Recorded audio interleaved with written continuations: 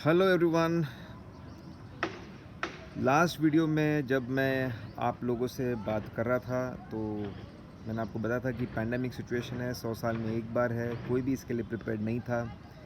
Everyone is affected, countries, corporates, businesses, everyone, every individual is affected. और ऐसे situation में बहुत नई नई चीज़ें होती है, प्रॉब्लम्स आते हैं, गलतियाँ होती है, all these things happen with everyone और हो ही रहा है। ऐसा कोई नहीं है कि जिससे गलती नहीं हो रही है।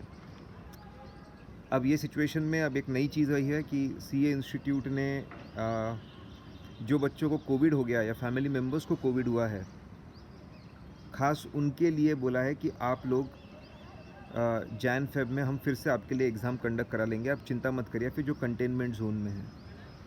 अब बोला सिर्फ उनके लिए है, लेकिन बच्चे सोच रहे हैं, सब लोग सोच रहे हैं इसका फ़ायदा हम लोग भी उठा लेते हैं, क्यों ना इसका फ़ायदा उठाया जाए। इसका फ़ायदा उठाया जाए और एक ग्रुप बाद में दिया जाए, एग्ज़ाम बाद में दी जाए। और इसको लेकर अब व्हाट्सएप पे और बाकी सब कॉल्स, मैसेजेस कंटिन्यूसली चल रहे हैं। तो इस पे मेरे क्या थॉट्स हैं मैं आपके साथ में शेयर कर रहा हूँ। देखिए, एक तो ये जैन फेब का जो एग्ज़ाम है ऑन पेपर बहुत अच्छा लगता है, लेकिन आप देखिए जैन फेब में एग्ज़ाम होगा, 45 दिन बाद रिज़ल्ट आएगा, तो जो मई एग्ज़ाम है, शायद मई जून का जो एग्ज़ाम है, बहुत बहुत कम समय बचेगा पढ़ाई के लिए। तो it is killing the May exams. Jan Feb exam अगर आप दोगे तो May June will get killed, वो बहुत प्रॉब्लम होगा। पहली बात कि मई एग्ज़ाम्स आपका ख़त्म हो जाएगा, वो एग्ज़ाम के बारे में आप सोच रहे हो तो। दूसरी बात ये है कि ये एग्ज़ाम होगा कि नहीं होगा, तब क्या सिचुएशन होगी वो हमको पता नहीं है। You will be living in uncertainty. यही से तीसरी बात निकलती है, ये अनसर्टेनिटी की वजह से बच्चे पढ़ ही नहीं रहे यार। इतना समय उनके पास हुई, कितने बच्चों से बात की कि भाई मई की एग्ज़ाम जून हो गई, जून की नवंबर हो गई, नवंबर की 20 नवंबर हो गई, पढ़ाई में आपने क्या बेहतर किया? बोले कुछ नहीं, कुछ बेहतर नहीं हुआ, जैसी पढ़ाई चल रही थी वैसी ही चल रही है। जब इतने अनसर्टेनिटीज़ में जी रहे हो तो ये कुछ बच्चे सोच रहे अपना एग्ज़ाम में ड्रॉप लेके दूँ मैं और आगे, फिर हम अनसर्टेनिटी का शिकार हो जाएंगे और हम लोग फिर शायद इतना अच्छा परफॉर्म नहीं कर पाएंगे। और एक चीज़ सोचने लायक है कि यार जनवरी से पढ़ रहे बच्चे, पिछले दिसंबर से पढ़ रहे बच्चे, और अभी भी अगर आपको और समय चाहिए किसी को अगर, तो प्रॉब्लम समय का नहीं है, प्रॉब्लम कहीं ना कहीं हमारे अप्रोच का कुछ और प्रॉब्लम है। It's not matter of time.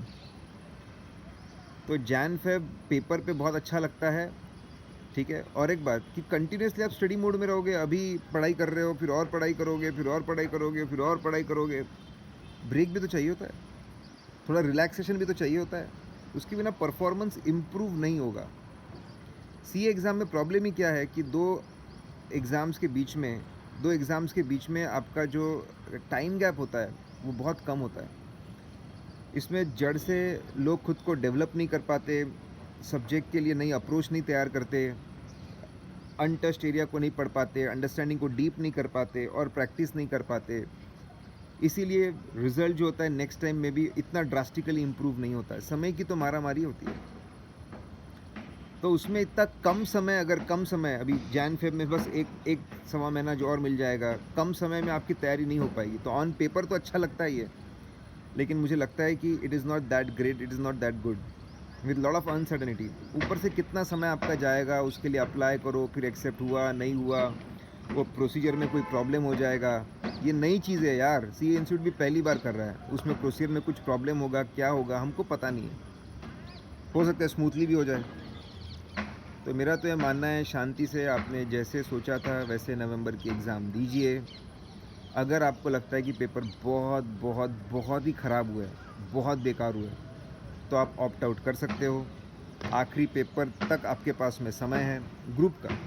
अगर एक ग्रुप ऑप्ट आउट करना है, आखिरी पेपर तक आपके पास में समय होता है। डेफिनेटली उसमें भी थोड़ी क्लैरिटी नहीं है कि मैं ग्रुप 1 को ऑप्ट आउट कर सकता, ग्रुप 2 में ऑप्ट इन कर सकता हूँ क्या, क्योंकि दैट विल साउंड इलॉजिकल कि भैया ग्रुप 1 नहीं देना चाहता, ग्रुप 2 देना चाहता है, और वाइस वर्सा, ग्रुप 1 देते ग्रुप 2 नहीं, तो वो तो शायद पॉसिबल दिखता है, लेकिन उल्टा पॉसिबल होगा क्या, मैं एम डाउटफुल। इन सब पे मत गिरो यार। जितना पीसफुल माइंड से सर्टेनिटी से पढ़ाई कर सकते हो उस पर ध्यान दो, और जल्दबाजी मत करो। CA chart account CA students का रिजल्ट सही नहीं आया बिकॉज ऑफ जल्दबाजी, करेक्ट। तो ये प्रिंसिपल्स मैंने आपको बताए, इसको आराम से सुनो, समझो, नोट करो, नोट डाउन करो, फिर अपना डिसीजन लो। और मैंने तो मेरे हिसाब से बेस्ट क्या होना चाहिए, आप मुझे भी पूछेंगे तो मैंने तो बता दिया बेस्ट क्या होना चाहिए, अपना अप्रोच क्या होना चाहिए। तो इन सब बातों को लेकर आप चलिए, सोचिए थोड़ा, correct. All the best guys.